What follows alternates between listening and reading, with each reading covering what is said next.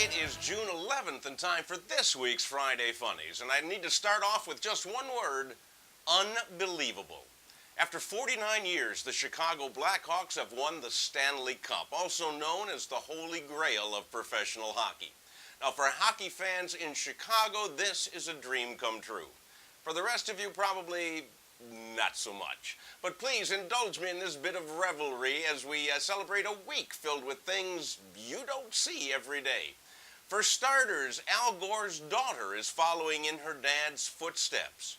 No, she's not running for office or trying to save the world. She is separating from her husband of 12 years. I'm thinking maybe she and Al can split an apartment. On the opposite side of the matrimony carousel, Rush Limbaugh got married for the 4th time this week, and he paid Elton John $1 million to sing at his reception. Now, this is amazing. You know, since Rush is not a big fan of the gay community, I'm surprised that he hired Sir Elton to be his wedding singer for $1 million. Apparently, Adam Lambert wasn't available. That said, here's the rest of this week's news. We're going to start off this week with a Friday Funnies favorite, something that we like to call News from Around the World.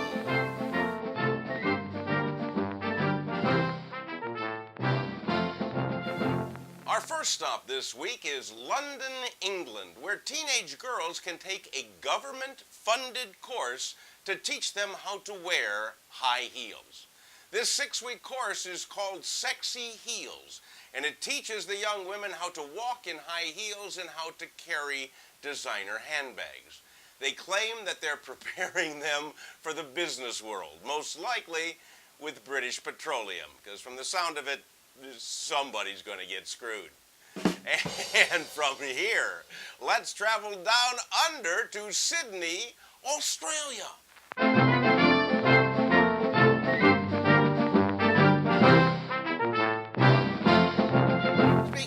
Screwed, the business women in the business of sex have organized an International Whores Day in Sydney, Australia.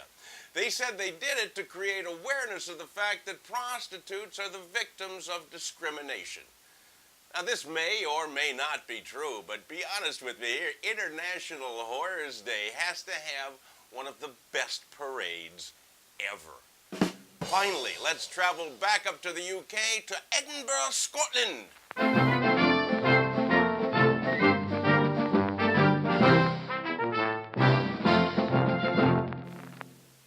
Well, it was no parade in Edinburgh, Scotland, when 3 men in a car grabbed a woman's Louis Vuitton handbag and started to pull away. Now, the 22-year-old woman was not about to give up her expensive designer purse, so she held on to it while she was dragged down the street. Now, eventually, the culprits let go of the bag and they sped away. The woman had minor injuries. Fortunately, the Louis Vuitton handbag was unhurt. She knew how to carry her designer handbag, which leads me to believe she probably took that course, Sexy Heels, in London.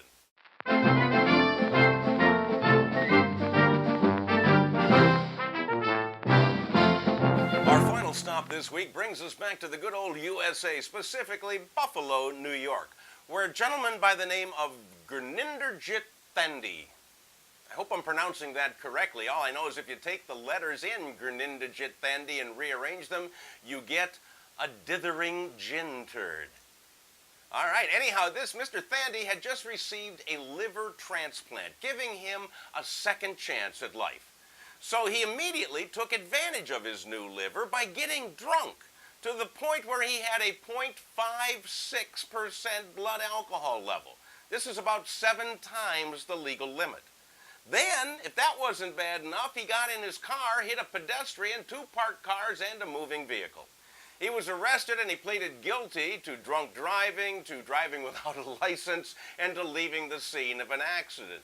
And he is still awaiting sentencing. All I know is that if I were the judge, I would take his new liver away before he could damage it any further and give it to somebody who knew how to appreciate an internal organ.